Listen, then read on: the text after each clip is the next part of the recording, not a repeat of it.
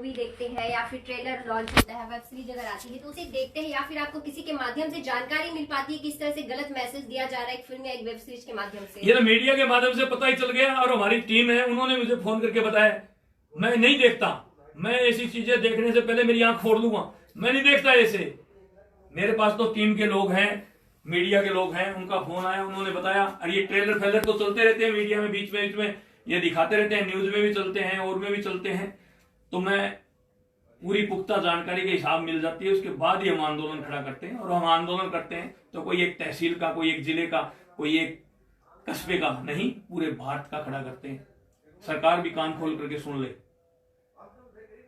Scene काटने से काम नहीं चलेगा। बैन, तांडव वेब सीरीज बैन और उनकी गिरफ्तारी सुनिश्चित करे सरकार, ये मांग करती है करनी सेना। हिंदू देवी देवताओं के सम्मान में, हिंदुओं के सम्मान में, भारत के सम्मान में करनी सेना की मांग है तांडव वेब सीरीज बैन हो और उन दरिंदों की गिरफ्तारी हो। इससे नीचे मांग है ही नहीं हमारी। लेकिन जब विरोध होता है फिल्म का, उसे कहीं ना कहीं उसमें थोड़े कट दे दिए जाते हैं, कुछ नई बात बता दी जाती है, उसका नाम चेंज कर दिया जाता है, लेकिन उसके बाद उस फिल्म को और उस वेब सीरीज जो भी हो वो रिलीज की जाती है। तो क्या इस समय भी इस तरह से कुछ सीन्स कट करके अगर वेब सीरीज को लॉन्च करने की कोशिश की गई तो क्या करनी सेना उसे होने देगी? मैं यही तो कह रहा हूं, ये टीआरपी बटोरने के लिए पहले विवादित सीन डालते हैं, फिर दंगे प्रसाद और कुछ होता है, उसके बाद ये काटने का काम करते हैं। तो ऐसा सरकार इनको मौका ही क्यों दे? इसको बैन करे, वेब सीरीज को पूर्ण रूप से बैन। जावड़ेकर साहब से और केंद्र सरकार से मेरी खुली मांग है कि तांडव वेब सीरीज को बैन करे और इनकी गिरफ्तारी हो, तुरंत प्रभाव से जो इसमें इन्वॉल्व है उनकी गिरफ्तारी हो। यही हमारी मांग है। हम लोगों ने भी जयपुर में एफआईआर करवा दी है। 36 स्टेट में करनी सेना है, 36 स्टेट में क्या इस तरह के विरोध किया जाएगा तांडव का? विरोध इनका घर से निकलना दूरवर कर देंगे। जो इसमें कलाकार हैं, समझ क्या रखा है इन्होंने अपने आप को, इनका घर से निकलना दूरवर कर देंगे हम लोग। स्टेटों की जरूरत ही नहीं, जहां ये रहते हैं वहां उनके घरों के आगे कंडीशनों को लगा देंगे। कितने दिन पुलिस सुरक्षा करेगी इनकी, कितने दिन सुरक्षा बढ़ाएगी इनकी। मैं रात एक न्यूज चैनल पर देख रहा था, महाराष्ट्र में सैफ अली खान की, अली अल्ताफ खान की घर के आगे की वो सुरक्षा बढ़ा दी गई है, वो कर दी गई है।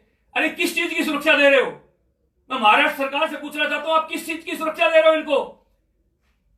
बाला साहब ठाकरे ऊपर बैठे हुए सब देख रहे हैं कि नीचे क्या चल रहा है।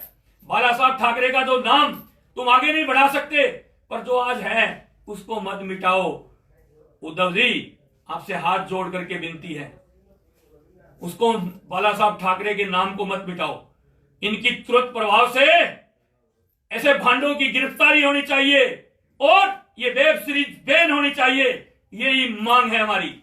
करनी सेना की हमेशा से मांग रही है सच्चाई के लिए, गलत चीजों के खिलाफ रहे हैं। लेकिन अगर हम बात करें चुनाव की, तो क्या चुनाव के इस चुनावी मैदान में करनी सेना अभी तक क्यों नहीं है? क्या आगे की, अगर हम देखा जाए आगे की बात करें, क्या करनी सेना और करनी सेना के जो लोग हैं वो भी चुनाव मैदान में एज ए प्रत्याशी होंगे, जनता के बीच होंगे, उनके पास भी एक कुर्सी होगी जिस कुर्सी के माध्यम से जो लोगों के बीच जाना चाहिए, जो मैसेज जाना चाहिए, किस तरह की फिल्में जाना चाहिए। जिस तरह से आपने इतिहास की बात की है, और जयपुर, जब हम राजस्थान की बात करते हैं, वहां पे किसी बहुत सारी ऐसी ऐतिहासिक स्टोरी है जो हमारी यूथ को जानना चाहिए, लेकिन उसे गलत तरीके से पेश किया जाता है। इसके लिए अगर कार्य करेगी, करेंगे हम तो। हम हर जगह, जहां गाय पर आंच आती है, जहां गरीब पर आंच आती है, जहां बहन बेटी पर आंच आती है, वहां तैयार रहते हैं करनी सेना, और आगे भी तैयार रहेगी। चुनाव मैदान में उतरने की कोई तैयारी नहीं करनी सेना की? चुनाव मैदान में जाने के लिए, चुनाव में अगर राजनीतिक पार्टियों का यही रुख रहा, जो लोग कहते थे हम सत्ता में आ गए तो हम ऐसे कर देंगे, सत्ता में आ गए तो हम गाय माता को राष्ट्र माता घोषित कर देंगे, हम गाय को, गोकसी को कटना बंद कर देंगे, जो लोग कहते थे हम ये कर देंगे, हम वो कर देंगे।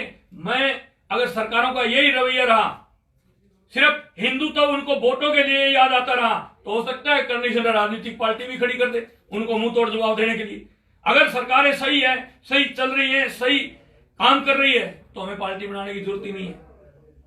मतलब अगर जिन सभी जो सरकार है, जो पार्टियां हैं, उनका काम सही रहा तो करनी सेना कभी मैदान में नहीं होगी चुनावी मैदान में। अगर उन्होंने अपने आप को नहीं बता तो करनी सेना जरूर होगी मैदान में। इसकी पूरी तैयारी हो चुकी है। करनी सेना 24 घंटे ही मैदान में रहती है। करना क्या हमें? आज हमारी 22 स्टेट में टीम है, बाकी 4-5 स्टेट में काम चल रहा है। तो करनी सेना की तो पूरी टीम बनी हुई है। राजनीतिक पार्टी खड़ी करने में देर कितनी लगेगी।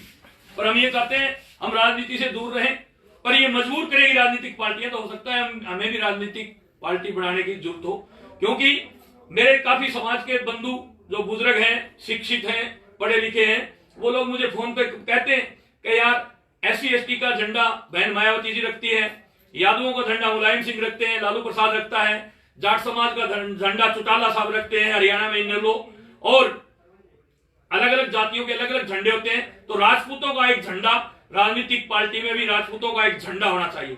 तो हमने कहा था कि करनी सेना के पास डंडा तो है ही, जिस दिन समाज चाहेगा और ये राजनीतिक पार्टियां हमारी बात नहीं मानेगी, गलत नीति पे चलेगी, उस दिन उस डंडे के अंदर झंडा भी डाल देंगे राजनीतिक पार्टी का। करनी सेना और सुखदेव सिंह गोगामड़ी की तरफ से अपने यूथ के लिए क्या एक मैसेज होगा, जिस तरह से अगर आज देखा जाए यूथ गलत रास्ते में जाते हुए दिखाई दे रहे हैं। यूथ से यही है, मेरी बहनों से तो आग्रह है कि आप लोग पढ़े लिखे, सक्षम हो, अपने पैरों पर खड़ी हो, नौकरी लगो और माँ बाप का नाम रोशन करो, अपने इलाके का नाम रोशन करो, ना कि घर से किसी के साथ भाग गई, किसी के साथ चली गई। ये ऐसी घटनाएं आजकल बहुत हो रही है। तो मेरी बहनों से एक ही आग्रह है कि मेरी बहनों, अपने माँ बाप की, अपने समाज की, अपने परिवार की जो प्रतिष्ठा है उसको कायम रखो। आप पढ़ो लिखो, नौकरी लगो, राजनीति में आओ, खूब आगे बढ़ो, इस तरफ ध्यान दो। और युवाओं से मेरा आग्रह है कि आप लोग पढ़ लिख करके सक्षम बने, ज्यादा से ज्यादा कंपटीशन कोचिंग करें और नौकरी लगने की कोशिश करें।